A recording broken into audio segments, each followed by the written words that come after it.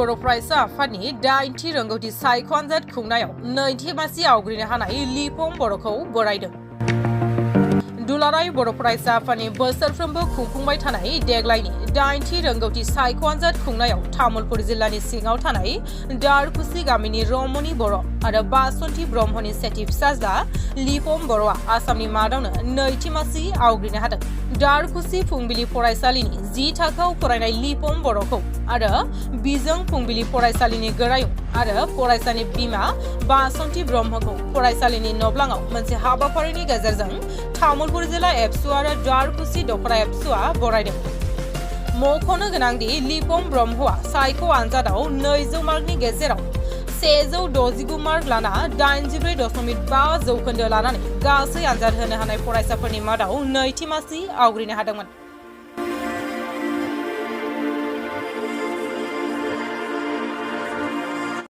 लिपम बर' आं थाखोजियाव फरायो।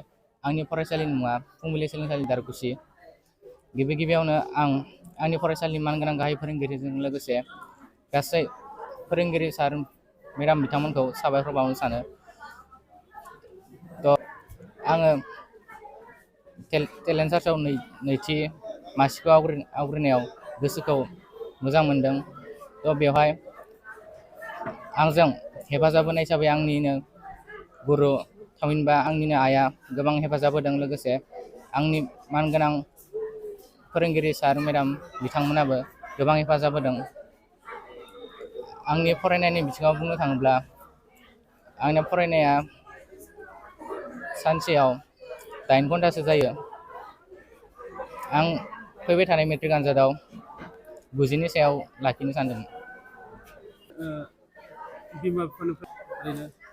आंनि न'खरनि रांखावरि बिथिङाव होनोब्ला एसेबां गोग्लैसोनायबो नङा, एसे गेजेर थाखोआवनो दोङो। सोलोंथायाव जाखिनि बहि बायदिसिनाफोरखौ नांगौ जायो बेफोरखौ मोननो थांदों आरो गोनांथि बादि टिउसनफोरखौबो होनाय थांदों। बेहाय आङो न'खरनि बागै जेबो बुंनो सानाखै। आंनि फुंनि समाव होनना बुंनो थाङोब्ला फुंनि 5 रिंगानिफ्राय 7:30 रिंगासिमसो जायो।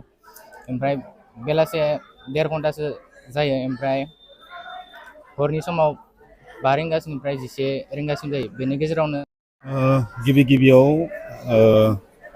आर'नाइ रादाब आरो बड'सा नोंथांमोननिसिम गिबियाव साबायखर बावबाय। दिनैनि साना जोंनि थाखाय जोबोद मोनसे गोजोनथाव आरो गोग्गाथाव आरो जोंनि थाखाय मोनसे थुलुंगाथाव सान।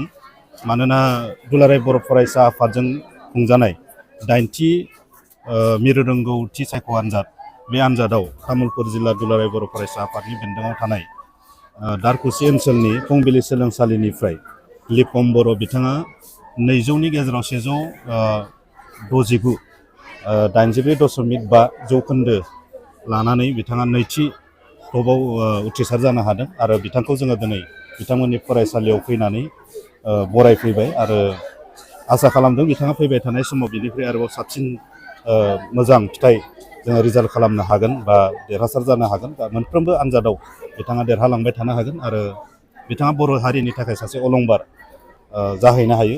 जोङो बेखौ मिजिं थिनानै तामुलपुर जिल्ला दुलाराय बर' फरायसा आफादनिफ्राय बिथांखौ जोङो मोनसे टिमा फैनानै जोङो बरायफैदों। बिथांजों लोगोसे बिथांनि गार्जेन बिमाजों जों दङ, बिथांखौबो जोङो बरायदों आरो नैबे फरायसालिनि प्रिन्सिपाल गोरायुं बिथांखौबो जोङो बरायदों आरो गुबुन सासेबाव जोङो कनसलेसनाव मोननो हादों जे देउलकुसि देउलकुसि जौसिन फरायसालिनि देबजित ब्रह्म बिथाङाबो कनसलेसनाव माने देरहासार जानो हादों। दा बिथांनिसिमबो जोङो रोजा रोजा साबायखर बावदों। फैबाय थानाय समाव बिथांनि जे देरहासारनाय जों बेखौ अरायसमबो हास्थायबाय थादों।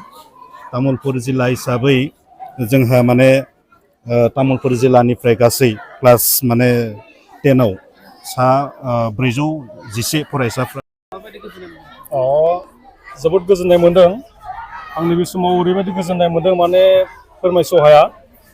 बे गोजोननायनि थाखाय आङो गिबियावनो आङो साबायखर होगोन दुलाराय बर' फरायसा आफादखौ। मानोना बिसोरो दिनै बे आनजादखौ कन्डाक्ट खालामनानै बे फरायसाफोरखौ गावनि रोंगौथिखौ दिन्थिहोनो हादों। बेफोरनि गेजेरावनो जोंनि फरायसालिनिफ्राय लिपम बर'आ टप 2 फाव लाखिनानै गावनि मुं फरायसालिनि मुं आरो ओनसोलनि मुंखौ गोजौआव लाबोदों। बिनि थाखाय आं साबायखर होदों बे बिथां लिफं बर'खौ लोगोसे बर' फरायसा आफाद गौथुमखौ। बेनो जोंनि गिबि नङा आसलथे थांनाय बोसोरावबो जोङो टप 3आव रैरुब बर'आ लाखिनो हादों। बिथाङाबो जोंनि फरायसालिनि मोनसे बिसम्बि एबा दुगानाय लाना फैनो हादों।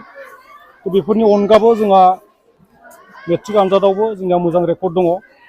जों 2016 मायथाइयाव दुलाराय आबसुआ जा HSLCआव टप रेंकखौ सायख'यो बिनि गेजेरावबो जोङो टप 1 मोननो हादोंमोन जेसमिन बर'खौ। बेनिफ्राय जोङो टप 3 मोननो हादोंमोन प्रानजित बर'खौ। जोङो थांनाय बोसोरावबो जोङो सा 22 फरायसाफोरा जोङो एपियार जादोंमोन मेट्रिक आनजादाव। बिनिनो जोंनियाव सा 8आ स्टार मोननो हादों आरो माने स्टारनि सा। बिनिनो गेजेराव 4 डिस्टिंसन 4 स्टार मोननो हादोंमोन। जोङो आसा खालामो फैबाय थानाय समफोराव जोङो साबसिननिफ्राय हामसिन रिजाल्ट खालामनो हागोन।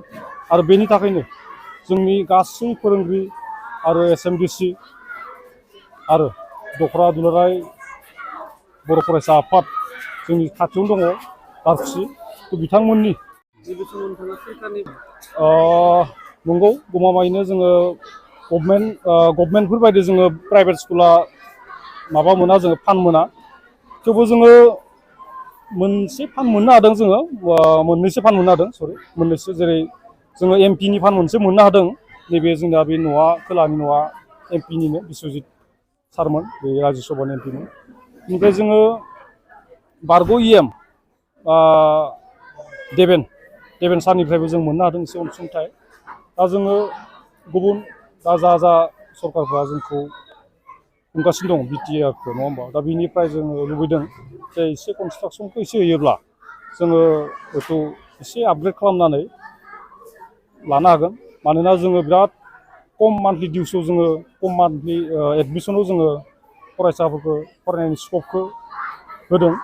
हयथ' बुंनो थाङोब्ला नैबे ओनसोलाव नैबे फरायसालिया बिराद मुंदांखाब्लाबो जों माने खम माबायाव होयो आरो माने बेथनाव माबायाव खम माबायाव एडमिसनखौ जोङो 2024 मायथाइनि एडमिसनखौ जोङो दिनैनिफ्राय जोङो माबाखौ होबाय फर्मखौ होबाय। बेनिफ्राय जोङो एडमिसनखौ जोङो माबाखौ एडमिसननि जा स्ट्राक्चार बेखौ जोङो अपेनलि जोङो दानो खालामथ'वाखै। हयथ' साननैसोनि गेजेरावनो जों एडमिसननि स्ट्राक्चारफोरखौ जोङो दिहुननानै होगोन। नाथाय जोङो फर्मखौ दिनैनिफ्राय होबाय आरो माने 2 तारिखनिफ्राय। फैबाय थानाय मेट्रिक आनजादनि थाखाय जोंनि फरायसाफ्रा जोबोद सिरियास जादों।